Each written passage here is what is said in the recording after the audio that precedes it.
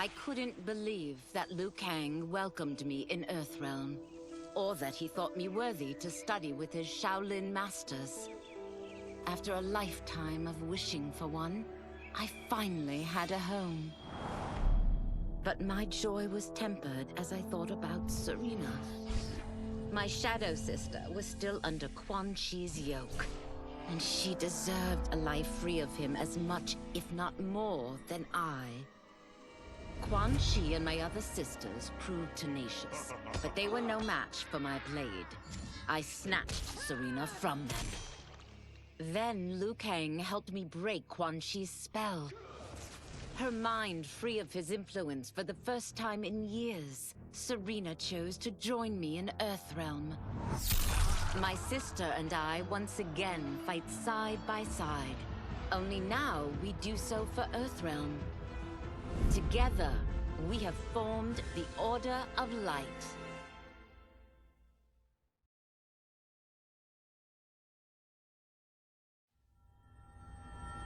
While the regime had changed, little else had. My people still suffered in silence, ignored by the rest of Outworld. Though now I knew Empress Mileena's secret, that she was also afflicted with Tarkat. If anyone would help, it would be her. But how to get an audience? Syzoth. He was the Empress's new emissary to the Zaterrans. I asked him to introduce us. At great personal risk, he agreed. And as I'd prayed, the Empress was willing to meet. Even better, she would visit the colony. She was shocked to see how we lived. She moved quickly to provide for our care and comfort. Thanks to the Empress and Syzoth, we Tarkatans are no longer pariahs. Until our disease can be cured, that will do.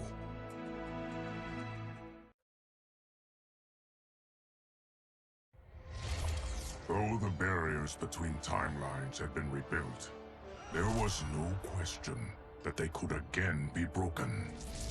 Protecting this timeline would require eternal vigilance, so that it could not fall victim to further outside aggression. But nothing in my countless lifetimes had prepared me for this task. In none of them had multiple timelines ever coexisted. Monitoring them for threats was an entirely novel problem. It would require a novel solution. I discovered that though the timelines no longer touched, their meeting had left them intertwined. I can now secretly surveil all timelines, keeping watch for potential danger. It pleases me to do this service for the new era. Lord Liu Kang may rest assured that it is secure.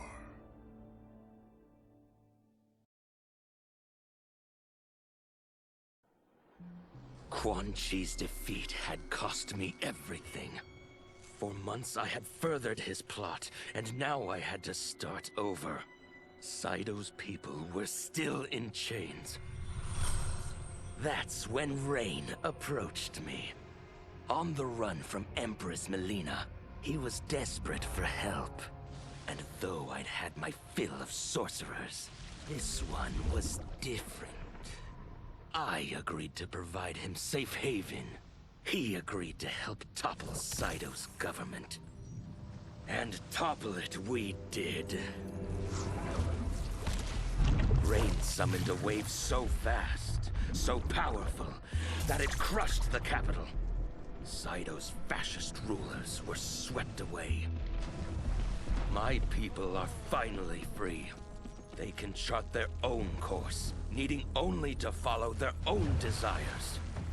Their lives are now blessed by anarchy.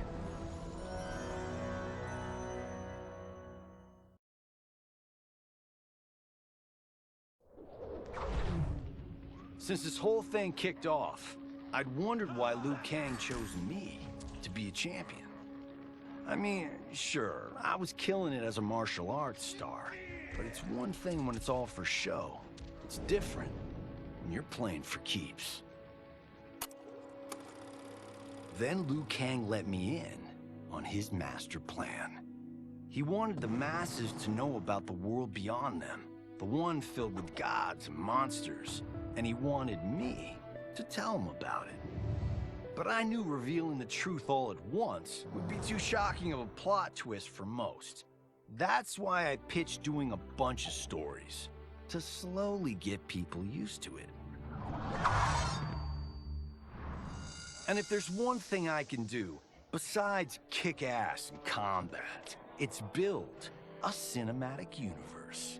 I'm serving up movies, streaming series, games, you name it. I like that I'm doing a public service. And it doesn't hurt that I'm making more than a few bucks. It's the kind of synergy that would make any studio mogul proud.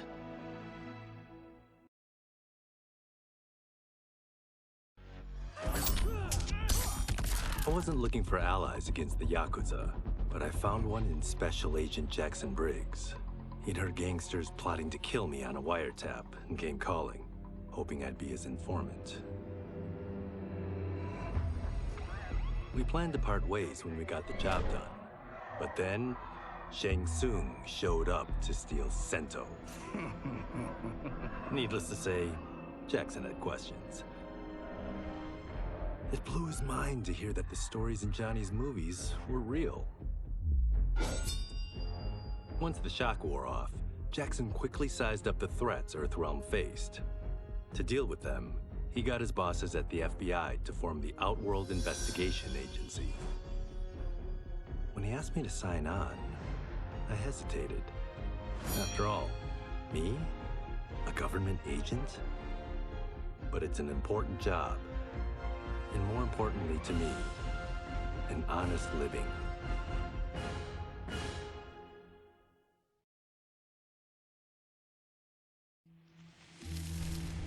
General Shao's revolt left Outworld's armies in tatters. We were vulnerable to enemies both foreign and domestic.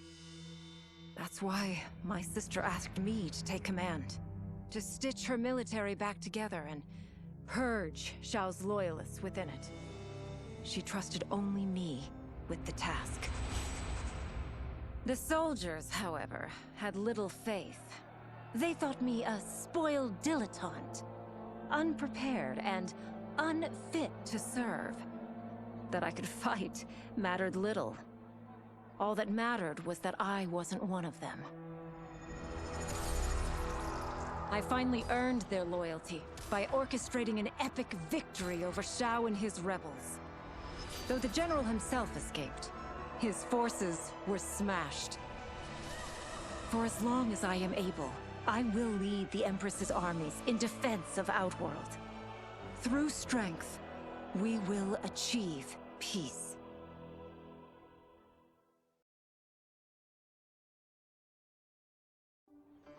It was inevitable that the Shaolin Masters had me join them.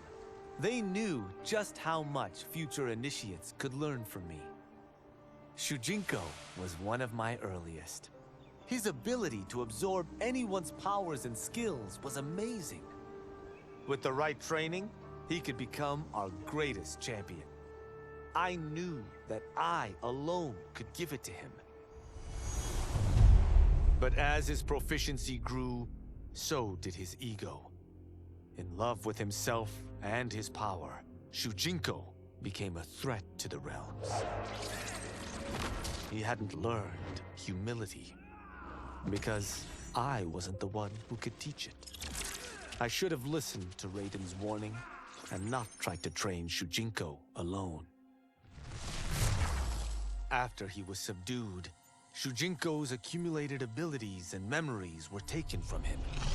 He is once again a new initiate, ready to begin his training. This time, Raiden and I train Shujinko together. He will become the champion he is destined to be.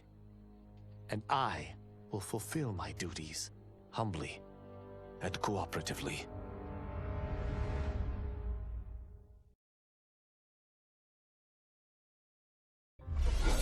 As her reign began, Empress Mileena faced many challenges. To meet them, she turned to the people she trusted. Her sister to lead her army, and me to lead her Imperial police. Though I missed Empress Sindel dearly, I was glad my ties with her family had been mended. But while it was an honor to be made responsible for Outworld's internal security, I soon realized accepting the appointment was a mistake. I'm not cut out to be a bureaucrat, nor am I patient enough to navigate the Imperial Court's politics. I was at my best patrolling Sundo's streets, when I could feel the city's pulse and serve and protect its citizens directly. That's why I resigned my post and resumed my role as Sundo's first constable. I end each day knowing I've made a difference.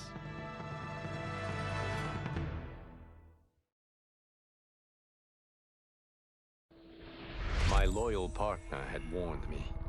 Reclaiming my power as Keeper of Time might have unforeseen consequences. In this, as in most things, he proved prescient. The process I had undergone did irreparable harm to my body. Taking back my power had cost me my immortality. While my lifespan would still stretch across eons, I would one day perish. And if the war with Titan Shang Tsung taught me anything, it is that this timeline is not safe without a protector. Yet I had never given thought to choosing a successor. Who is it that could replace me and protect my new era? The answer, of course, is Geras. Tireless and meticulous, he is perfectly suited to be entrusted with this grave duty. And no one knows better the temptations of the hourglass. I have no doubt he will be above them.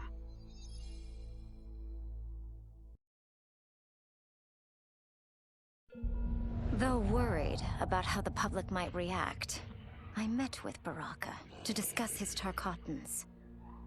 Speaking from his heart, he moved me.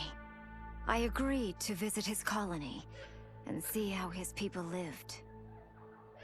The conditions were atrocious. This was one of my mother's few mistakes. Like all Outworlders, she treated Tarkatans with scorn. What they deserved from us was compassion. And the only way to get it for them was to reveal my affliction. To show all my subjects that even an empress could get Tarkat. The scandal my revelation caused was intense.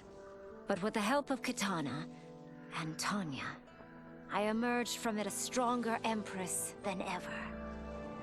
My honesty, empathy, and resolve won over my remaining doubters. There is no longer any question that I am fit to lead the Empire.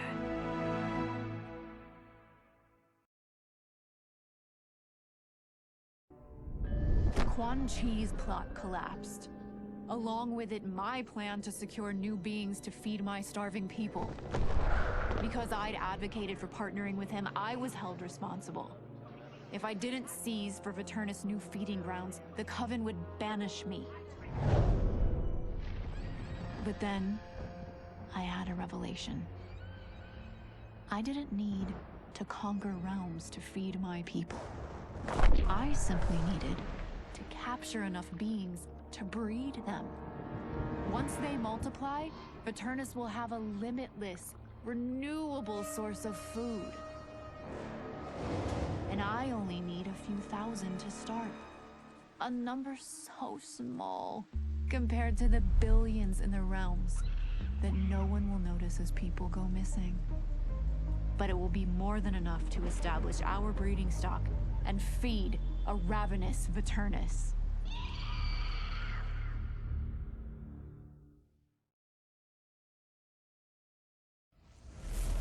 not for my godly counterpart, I would not have survived the battle against Titan Shang Tsung.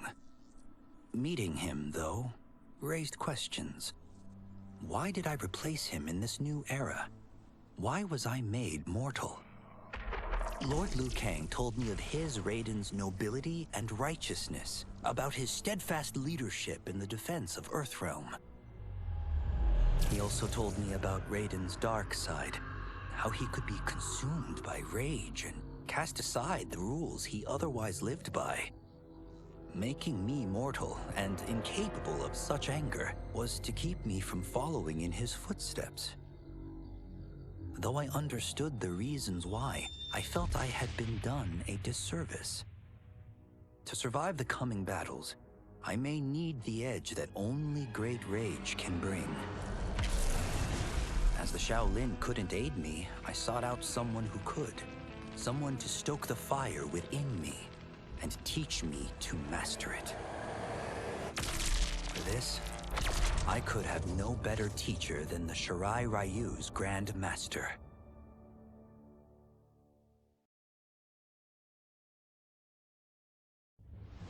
To elude capture by Empress Mileena, I joined Havik's crusade in Cydo.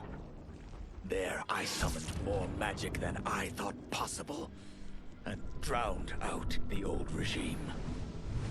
Havik's longed-for anarchy had been achieved. He was more than satisfied. But I was left empty and broken. Had I been satisfied as Outworld's High Mage, not let myself be tempted by Shang Tsung, a great city would not now lay in ruins.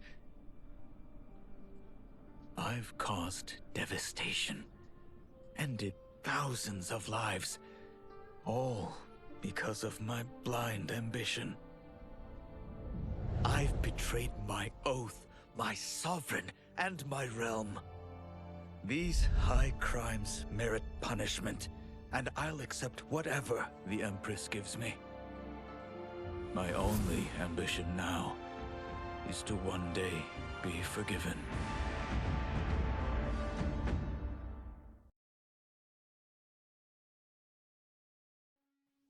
With General Shao freed from prison, we began raising a new army against the royal family. Though many were eager recruits, few were good at soldiering. It was so bad, the general was forced to change tactics. He decided that we needed a doomsday weapon. That weapon isn't a thing, though. It is a monster. Onaga, the Dragon King. The general told me the old legends were true. That his ancient ancestor defeated Onaga, trapping him deep inside Mount Sagan. The Dragon King is still there today. His pent-up fury waiting to be unleashed. Because Onaga is so dangerous, the general wouldn't risk trying to tame him before. But now, he feels we have no choice. Though I likely won't survive, I accept this mission gladly. I can think of no greater honor than to give my life in the General's service.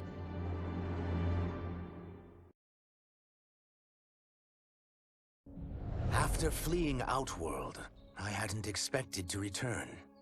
But then, I also hadn't expected the new Empress to make me an offer I couldn't refuse.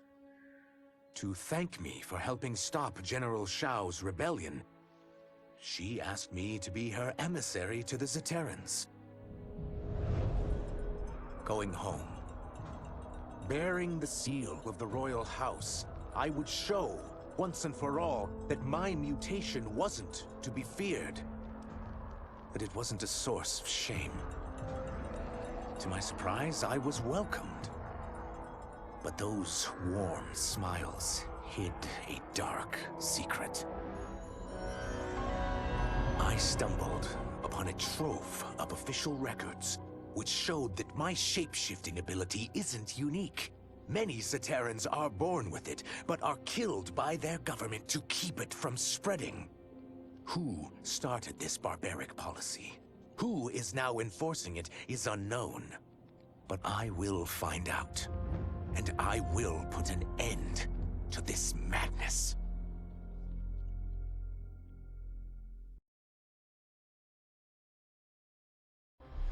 No sooner had Titan Shang Tsung been defeated than Bi-Han and his loyalists hunted us down.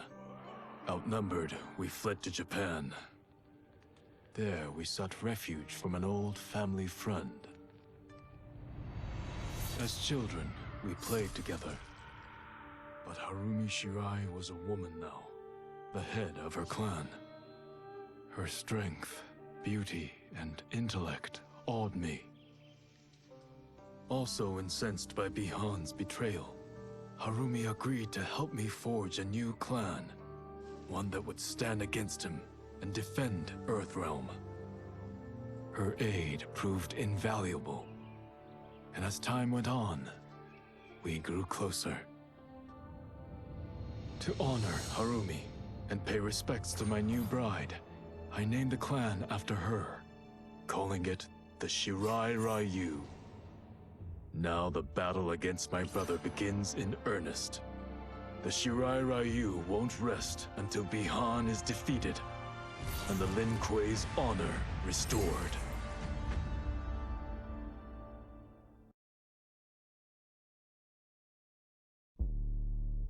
After escaping Lei Chin prison, I was hounded by the Imperial Police. I needed a place to hide and to recuperate while I plotted the best way forward. I knew the remote canton of my youth would be perfect. To escape capture, I traveled by sea. Little did I know that a gargantuan storm was brewing. My tiny craft was smashed apart. I closed my eyes, waiting to drown, hoping that the Netherrealm wouldn't claim my soul. But when I reopened them, I found myself not in hell, but on a deserted island. From its ruins, I could tell that great sorcerers had once lived there. In the caves beneath the ruins, I found what I can only describe as a well of souls. Once I learn how to wield its power, I will become invincible.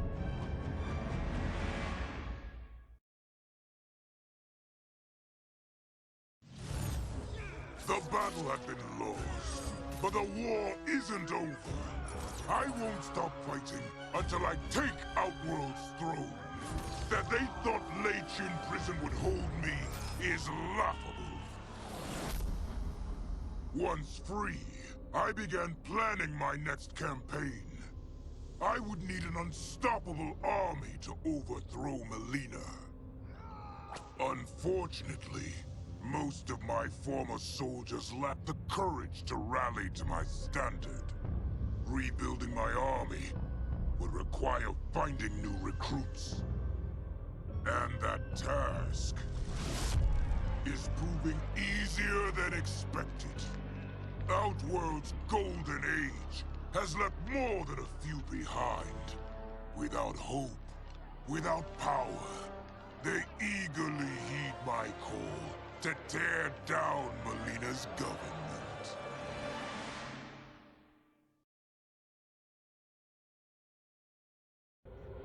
As the darkness enveloped me, I took a long last look at my family.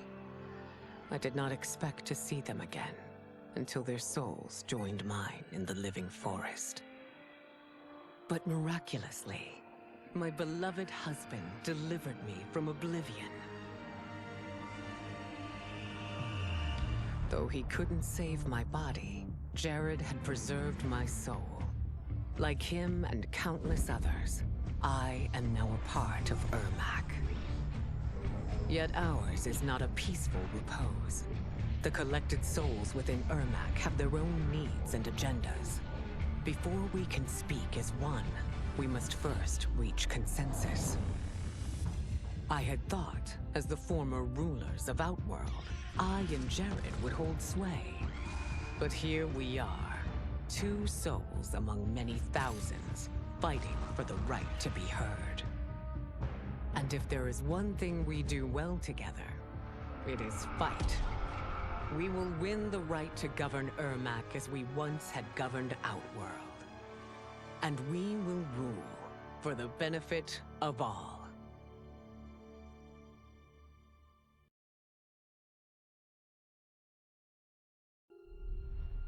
Kuai Liang and I were working hard to build our new clan. But even with the help of his close friend Harumi, it was difficult. The biggest problem was finding the right initiates. Then, one night, while walking outside Harumi's compound, I was attacked. I thought at first it was a Lin Kuei assassin, but his strikes were too uncertain, too angry. My attacker, it turns out, was a boy. Homeless and hungry, his assault was born of desperation. He needed money so that he could eat. It was like looking at myself 15 years ago. I would have ended up just like him if the Lin Kuei hadn't taken me in. So I took the boy to Kuai Liang, who also appreciated his fire. We made him our first initiate. The boy's name? Hanzo Hasashi.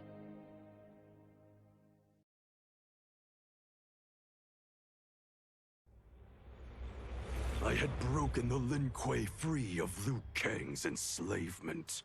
We were now masters of our destiny, and could take our place among Earthrealm's great nations. But taking and holding territory would require a vast army. I needed more fighters to make our presence felt. Then I recalled Shang Tsung's dragon warriors. An army of them would be unstoppable. But trafficking in such strong magic would surely draw Liu Kang's attention. Sektor advised that we avoid detection by building our army using science, not sorcery. We've invested much into this endeavor, and we are beginning to see results. Once again proving the depths of Sektor's genius. When we are done, all of Earthrealm will honor our desires and heed our demands. If not, they will face the Lin Kuei's wrath.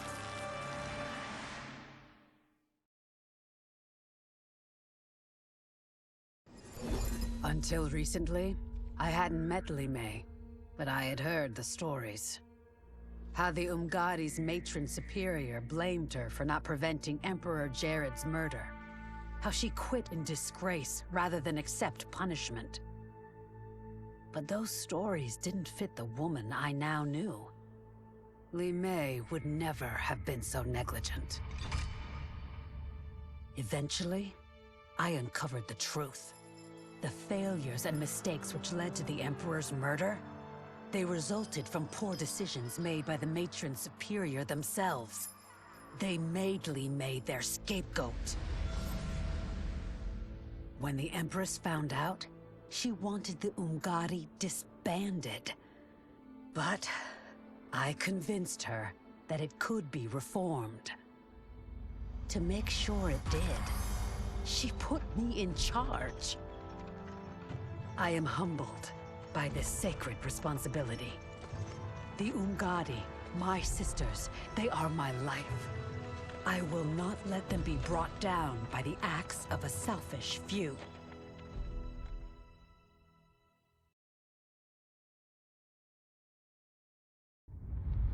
Desperate to avoid defeat, Titan Shang Tsung had stolen me from my timeline to set me against Liu Kang.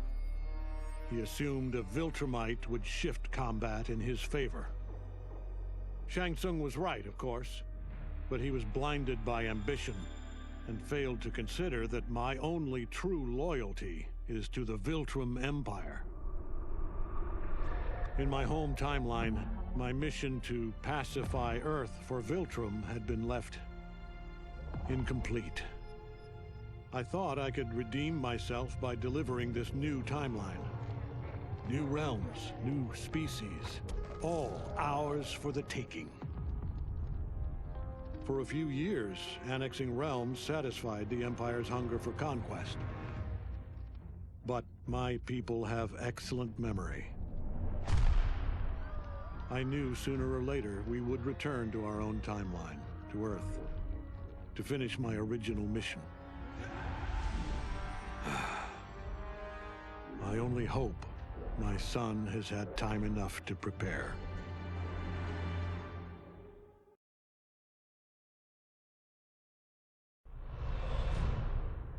Though Ermac had freed me from my Legion cell, I found myself no less imprisoned. I had no allies, no benefactor, and no obvious path back to power. And power is what I crave. But why should I settle for the scant abilities of someone who is an underling sorcerer? I should be the one who controls history, who bends people and events to my whim. I should control the hourglass and wield it as the keeper of time. While I search the realms for the hourglass, I further master the dark magic needed to destroy Liu Kang. My quest may take a lifetime, but it will be worth it. For when I succeed, I will achieve omnipotence.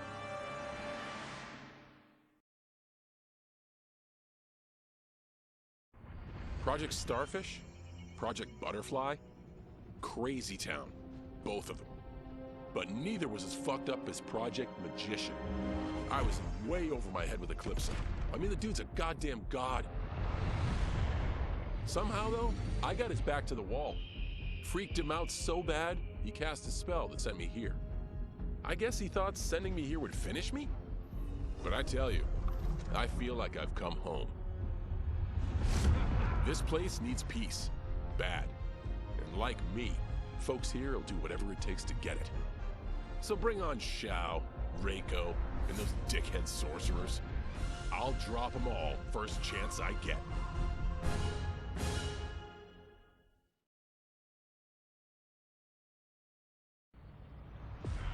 For a moment, Jared took control. We fixed the damage which had allowed him, and reimposed our collective will. But the damage went further than we thought. Without Quan-Chi's aid, the spell which birthed us would fail. All of our souls would die. We freed the sorcerer from captivity. But after healing us, he betrayed us.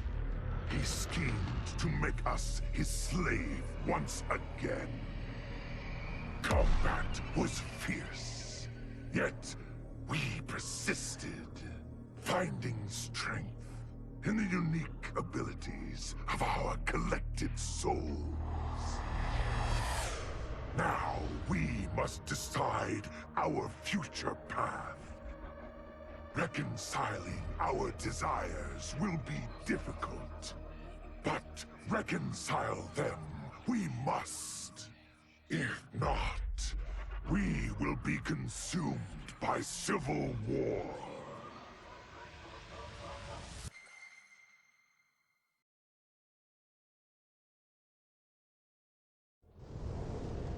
How many times have I saved them? I give and give and give, but no, I laser a few measly innocent bystanders, and suddenly they're all, "What have you done for me lately?" I guess they forgot there's only one true justice in this world. Me. But of course, that was before things got weird.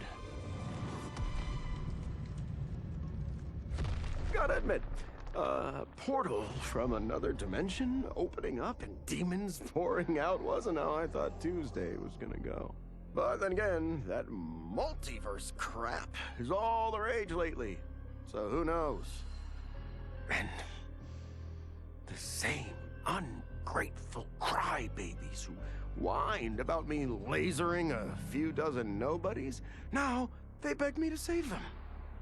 So I save the world again. I mean, it's my world. Can't let a bunch of demons disrespect me. After I finished them off, their portal or whatever was still open, which could only mean one thing: sequel. I went in the damn glowy hole, and what did I discover? Another realm with a tournament where gods and monsters fight to the death. It was like Votland, but just for me. Honestly, I only wish I had known about this place sooner, because I've had the time of my life.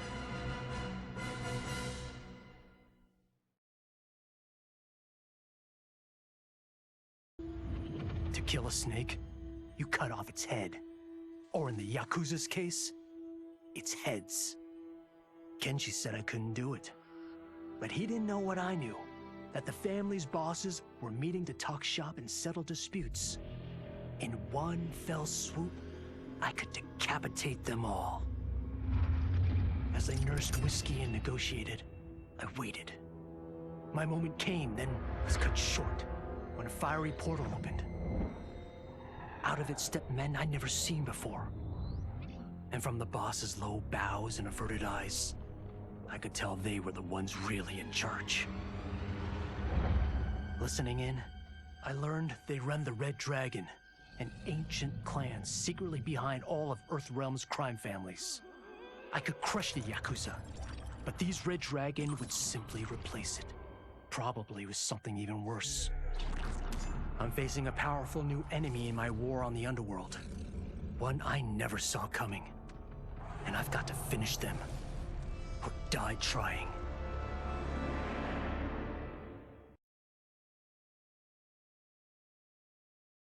Though Kuai Liang had accepted me as a Shirai Ryu, many of his warriors could not. The bloodshed at the wedding had left many injured and scarred. Their hearts understandably simmered in bitterness. It boiled over one day as we trained. A push became a shove, and suddenly I was fighting for my life. After he intervened, Kuai Liang banished the instigators. It made me ill, how my presence was disrupting the clan. It was no way to repay Kuai Liang's mercy. So, I offered to resign, and asked for those who attacked me to be reinstated. But instead of ending my time with the Shirai Ryu, my gesture heralded a new beginning. It gave those still resentful of me pause, enough for them to permit me a fair chance to prove myself. Given the circumstances, it is all I can ask.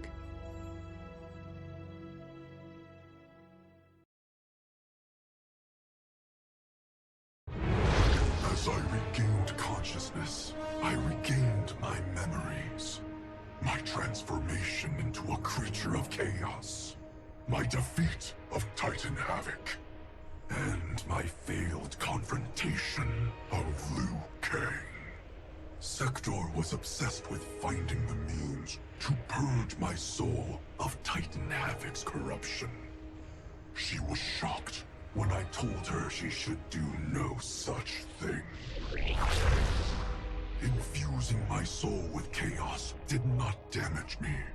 It enriched me. By embracing randomness and chance, I have unlocked vast new powers. My combat is less predictable, more formidable, and radically more lethal. Titan Havik gave me these gifts to use in fomenting his chaos. Instead, I will use them to fight for the Lin Kuei. Liu Kang, the Shaolin, my brother and his clan, will yield in terror when confronted by my perfection.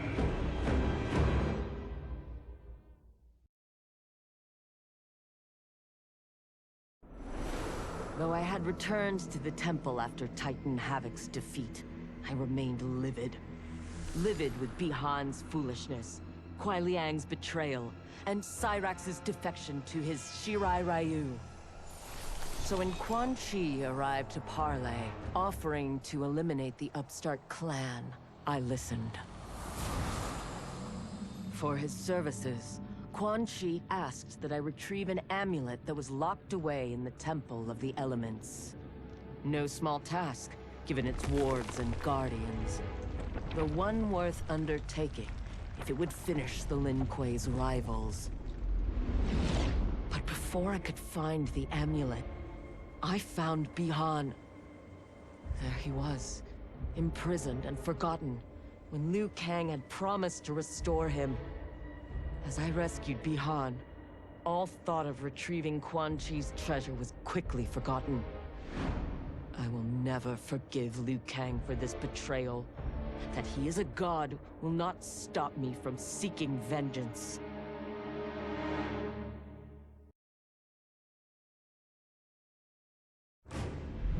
One minute, I'm in Woodsboro, closing in for the kill. Then the next, somehow, I'm here. How did it happen? And why? Don't know, and I don't care. What I do know is I'm gonna sink my teeth into this plot twist. But people here don't know me.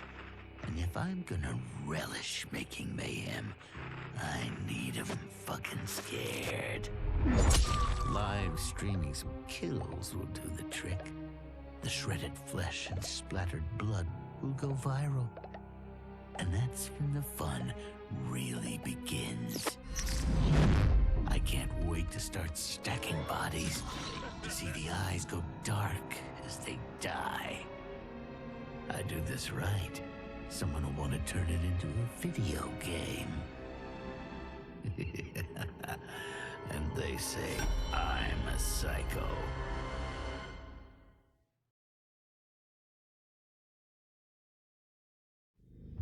From the time he encountered the mysterious Yorg Kosha, my master has known other worlds and other planes exist. Long has he dreamed of visiting them and availing himself of their pleasures. So when he learned that one of these worlds faced an unimaginable evil, he did not hesitate to heed its call for aid. But even his wildest imaginings could not prepare him for these gigantic, hideous beasts. If not annihilated, they would consume this world. And after that, fill their bellies with ours. Pleased with his new allies, and eager for the adventure this new world afforded, Conan chose to stay here once the battle was won. Many wars did he fight. Honor and fear were heaped upon his name. In time, it became legend.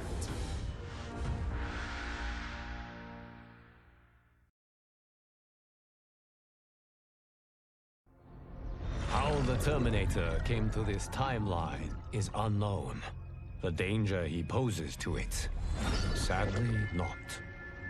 As he began his murderous rampage, all in the realms stood horrified. All, that is, except Sektor. To her, he was the perfect weapon. One that once added to its arsenal would make the Lin Kuei invincible. Upon capturing him, Sektor worked feverishly to commandeer the Terminator's cybernetic mind. but she underestimated his machine intelligence. He broke free and quickly seized control of Sektor's factory. Soon, it was producing Terminators by the thousands.